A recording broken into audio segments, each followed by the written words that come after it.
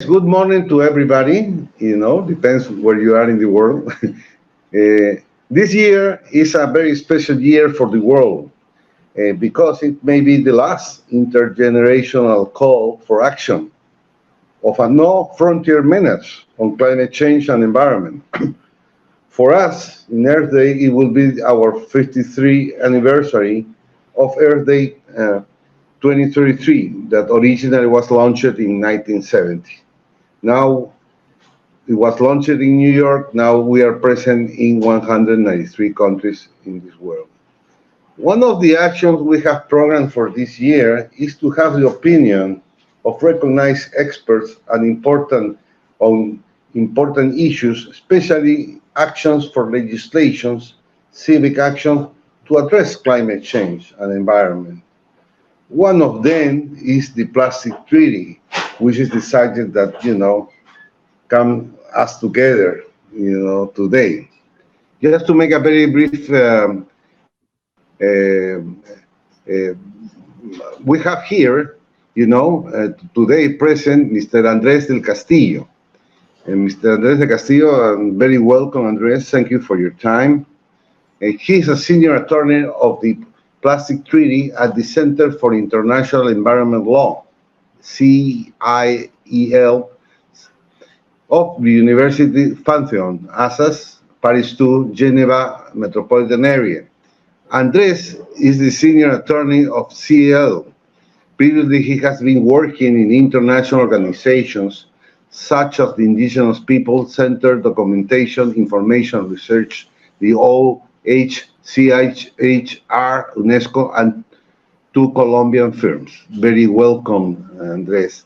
And we have here too our director, Aiden Charron, that he is in charge of the End of Plastic Treaty in Earth Day and also the Canopy project.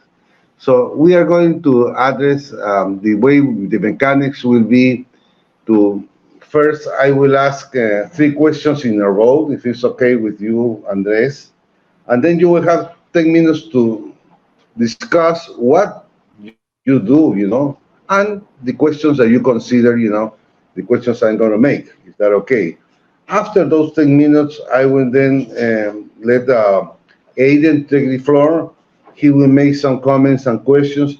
And you as well, we have the rest of the time, the 10 minutes, to answer those questions and the comments. At the end, I will close the meeting, and whatever you have, your final message will be very welcome, Andres. Is that clear for everybody? Well, great. So I'm going to start the meeting, or asking Andres the following. I think we both were somewhere in INC, which was the intergovernmental, discussion group that was in Punta del Este, IN1. And we were there. There was also a stakeholders meeting, for one of the first times that was a stakeholder meeting. So the first part I'm going to ask mainly on those results, on that scenario, and also whatever you think is appropriate, And then Aiden, who's going to be, in INC2 in Paris with you, will take also the word. And the purpose was, you two to meet together, and work together. I just want to say that I've been following Andres' posts in Twitter, and I am kind of fan of him because every day he has something to mention on the plastic treaty that is very valuable, not only mentioned, but also comment. So the 3 questions I have for you, Andres, is what do you think that were the main conclusions of the first INC in Punta del Este? I have a point of view, but we will appreciate yours. The second is, what is the importance within the plastic treaty as well, the importance of climate literacy and also climate change education, as for the future INCs, and of course to the treaty that is supposed to be signed, in 2024. And the third is, what are the immediate actions that could be taken on in this course, because there are going to be 4 other meetings starting the Paris, 4 agencies. Then on February 2024 is going to be sanctioned, and then the implementation comes. So one question will be, what can we do in this course? In the meantime, that's one of the things that we created the INC 2 and INC 1, and not wait everybody, because it's going to take 1 year and a half, and then the implementation may take some time, because it has to be ratified by congressmen of each country. So those are the 3 questions, dear Andres, and you have the floor. Thank you, sir. Thank you so much, Rodolfo and Aiden, for the invitation. And of course, for us, we are really glad to participate in this very important day. And one of the best way to do it is by spreading what is important or what is in the top of the agenda at the international level on environmental issues right now. And I don't know if it's a coincidence, but today, April 22, is also my birthday. So I'm more than glad to contribute to this discussion, not only by tweeting that is limit to some characters, but also by go deeply to the questions that you raise here that are very pertinent and relevant, because at the end of May, we are going to be together in one meeting dedicated to discuss the plastic treaty and how this will look like. But then first, to answer the question on what happened or what are the main takeaways of the first round of negotiation that took place in Uruguay. I want to say that first is important to mention the number of people that were present, and also like remotely or in person, and is more than 2,000 delegates and members from more than 160 countries participating.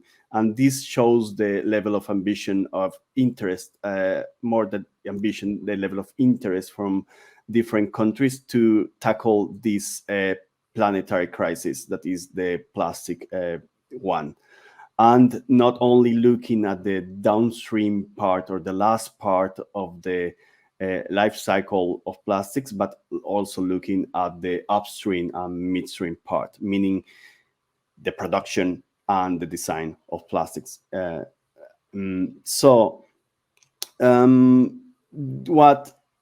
of the main takeaways was, first, I remember 1 year ago in Nairobi, when countries were discussing the mandate for the plastic treaty, that the question on health was really difficult to crystallize in the mandate itself. But now what we see is that the ambition is growing, and that countries from different latitudes and continents are coming together to say this is not only an environmental issue or concern. This is also a health concern. And this is important to mention. Then the link with other planetary crises, like the biodiversity decline and the climate one, is important to mention. And then, of course, there were some discussion about the scope of the treaty, the objective of the treaty, and some other provisions that need to be considered. So I guess this is kind of the main takeaway of the meeting. And of course, having one chair that will be the president of the conference for the first 3 rounds of negotiation, and then from Peru, Gustavo Mesa Cuadra, and from Ecuador, Luis Vallas, who will take over the presidency from the INC 4 for the INC 3 4. Sorry, I'm confused with this one. For the IMC, Intergovernmental Negotiating Committee 4, the 5th, sorry, and then the diplomatic conference. So these 3 meetings per chair mainly. And this is important because this is a difficult negotiation. which needs more than one brain to lead. And for me, this is kind of the main takeaways.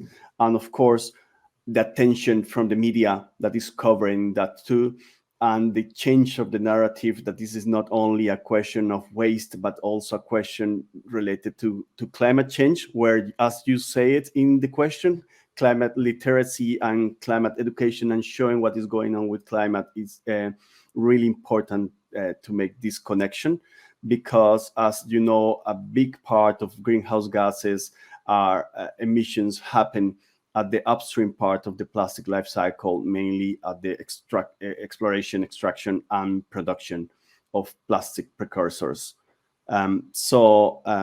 This is important to mention, because there will be some things that will be discussed in the plastic treaty, but as you said, this is a speedy negotiation that will take place in the next 2 years, and not everything will be discussed in detail during those negotiations, but subsequently by the governing body of the meeting. This is what we expect, right? And what we can do immediately, or mainly, I will say more what governments can do. And one of the suggestions is moratoriums.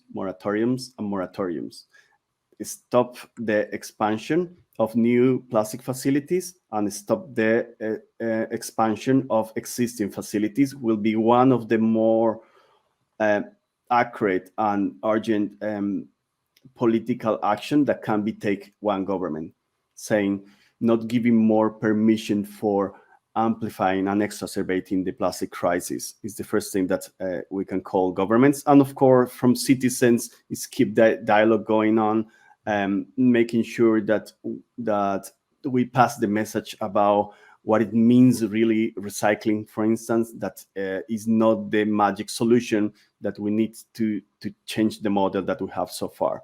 So I will say those are kind of the main thing that we can do in the meantime.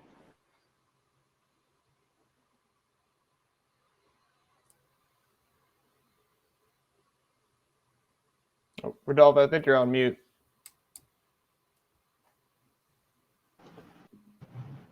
Hello, you hear me? Okay, yes. Yes, thank you so much, Andres. And now you have the floor, dear Aiden. Take news. Thank you, Rodolfo. And thank you, Andres, for agreeing to do this with us and all the work that you're doing around the environment, especially with the Plastics Treaty. I kind of have 3 questions similar to Rodolfo's, but more based around INC2. First question is, what are your most significant concerns around INC2, and what are some of the largest obstacles one run into with a meeting like this? My next question is, many look at the Montreal Protocol as one of the most successful international environmental treaties. Why is that, and how can the Plastics Treaty hope to have similar success? And then last, but I don't think least, is what are some ways in which citizens outside this working space can start getting more involved and engaged with the Plastics Treaty? Thank you, Aiden. It's a pleasure also to be with you. So now heading to INC2 and also answering one of the questions of what we do in the meantime. You know, it's not just about 5 rounds of negotiation, but it's about what will be expected between INC2 and what we want the governments to ask or to request to be done between INC2, that is the 2nd round of negotiation, and the 3rd round of negotiation that will take place in Nairobi at the end of 2023. And this is important because now at the INC2, what we expect is that one of the mandates for the Secretariat of UNEP in consultation with the chair was to produce one single document compiling and elements for options of provisions of the new plastic treaty. And this is something that this is a document that will be a gravitational document, a document that countries will talk about and will refer to during the whole week of negotiation in Paris. We expect to have, of course, a whole week, 5 days of negotiation, but the weekend Before that meeting, we expect that there will be some regional consultations, and also the French announced a high-level event happening on Saturday, 27th of May, 2023. So that means that there is a high ambition, that there will be high-level representative there in Paris, and that we need to deliver, and negotiators need to deliver. And for delivering, we need, of course, the procedural part. There will be some discussions about the election of the bureau or the executive committee of the negotiating committee. Then we need also a decision on the rules of procedures. And this is something that we expect procedurally, right? And geopolitical external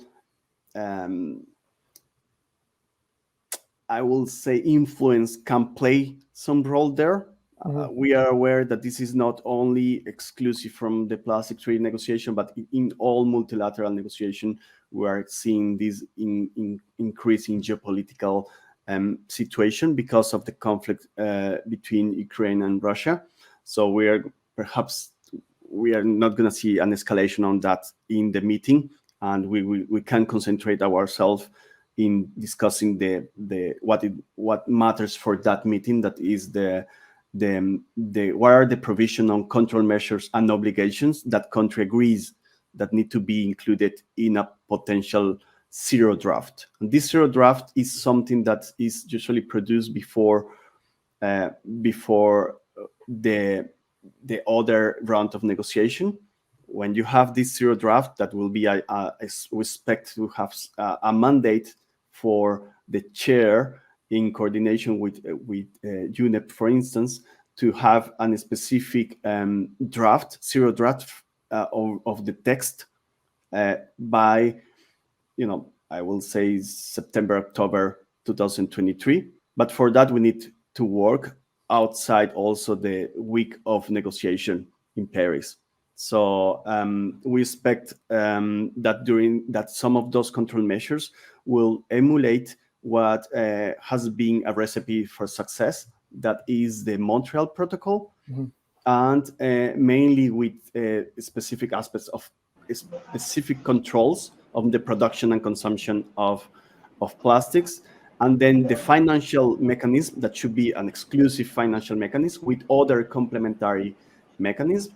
And of course, this is not only a question of a Montreal Protocol, but we can take examples of other multilateral environmental agreements, like the Stockholm Convention, that have a listing of substances there, but going further, meaning how we can start and strengthen the plastic treaty in the coming decades, right? And for that, one of the elements of the Montreal Protocol that is crucial for the protocol to be succeed is the idea of modifying through decisions the text of the protocol itself by amendments and by adjustments.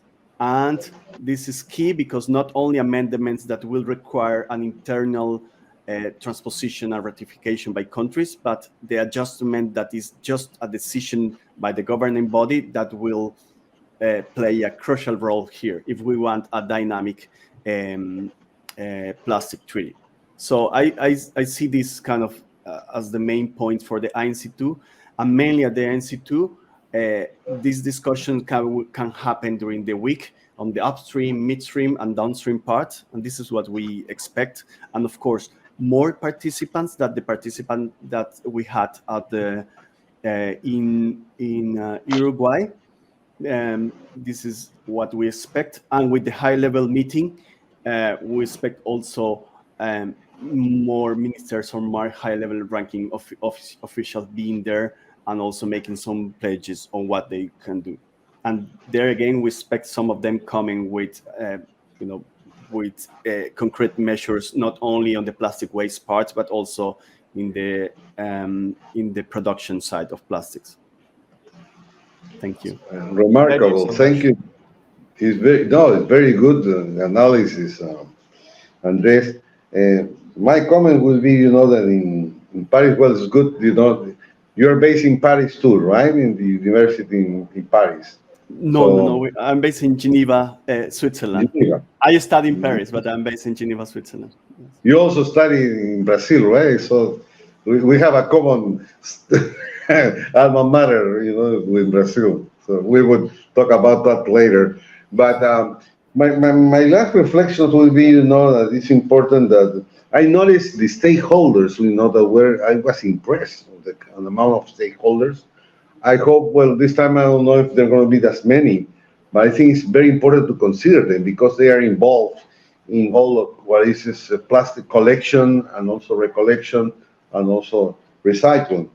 But I think it's important to the side events that were in Uruguay, and I'm sure they're going to be there, because in those side events is a good point to discuss the extended responsibility of producers. This is something that they can start doing it before the 2024. So I think it's a very important, to stress, and also, the rules of procedures.